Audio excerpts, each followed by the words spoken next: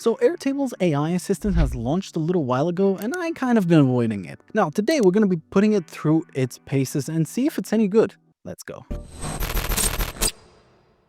Let's take a look at how it performs when it comes to actually creating our base from scratch. I'm just gonna choose my build app with Omni option over here. Let's see what happens. So tell me what you want to build. I'm just gonna use my first prompt. Essentially, we're trying to create a artist management agency database. I've already built that base, so I kind of know as an Airtable expert what the structure needs to be. But let's see how this goes, right? I'm just describing the day-to-day processes and roughly what the business does.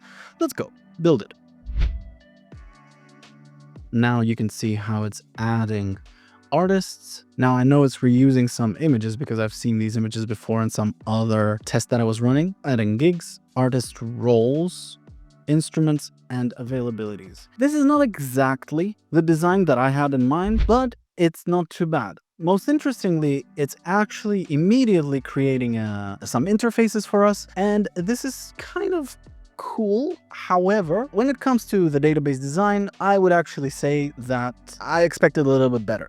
It's not without its flaws. One cool takeaway that I'll take from this particular instance is that it does use AI to see if there's like overlaps in schedules, but it's still not very good. Anyway, let's move on. Now, this next test is about formulas. Let's see if Omni can help us with formulas. I'm gonna throw it as softball. All I wanted to do is to concatenate name of the artist here in availabilities plus the availability status in a formula. So let's try and describe that. Please concatenate the name of the artist and the availability status as in the name field in the availabilities table. Let's see if it's clever enough. During testing, it didn't do so well. I really had to try to actually get it to build the formula the way I wanted. Now you see, I'm not saying formula. I want to see if it's clever enough. In my prompt, I'm specifically avoiding that word. I want to see if it does it. And you see it doesn't. It actually hard codes it. And I want it to actually be a formula. So please use a formula instead of hard coding the values. Yes, confirm the dependencies. I don't really see what, I mean, there are some dependencies. Okay, all right, cool. Now I have to like save. Not too bad. It was better than the tests, I must say. Let's take a look at the next challenge. Now, at this point of the video, I would like to thank absolutely every single one of you who's subscribed to our channel, who's watching us and supporting us. Now, if you haven't done so already, please go ahead and subscribe to the channel. It means a lot to us. Don't forget to ring that bell icon so that you don't miss any future uploads.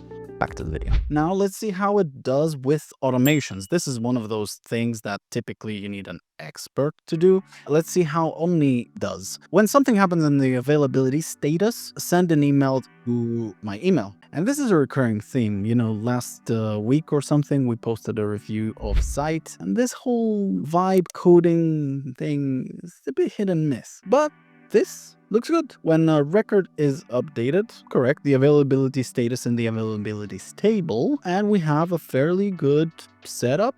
Yeah, that looks great. Now let's check out the next part of this mission, which is going to be a little bit harder. What I want to do is I'm going to sneakily delete this duration field. And what this duration field does, it calculates the difference between the start and end time of the availability and gives us hours. Like they're available for 48 hours. They are unavailable for 24 hours. So it calculates the difference in hours. What I'm going to do is I'm going to delete that field. What I want to do is I want to say if the duration of an availability is more than 24 hours, please send an email to info@example.com. If the duration between the two start end dates is larger than the 24 hours. In other words, I think this is one and we had one more here or something like that. Essentially, the agent should first create a field that doesn't exist and then create an automation based on a field that it just created. Let's go. And I think I know what it's gonna do. It's going to use, oh, it's gonna use a script. How cool. It actually, well, that script is freaking blank. It just says hello, and that is that. When a record is created and in availabilities, you'll need to manually configure the, because it's not currently supported via an automatic creation. Oh, how bad. Okay, let's try it, right? Can't you create a field called duration and calculate the time between the start and end date and use that? Like, I'm really pushing it. I'm giving it all the clues that it needs. Okay, duration, save. However, this is minutes. Then did it update? Yeah, it didn't basically do anything with the automation. You didn't update my automation. I can't edit automations, but support can guide you through the edit. Oh boy. Anyway, time for some key takeaways.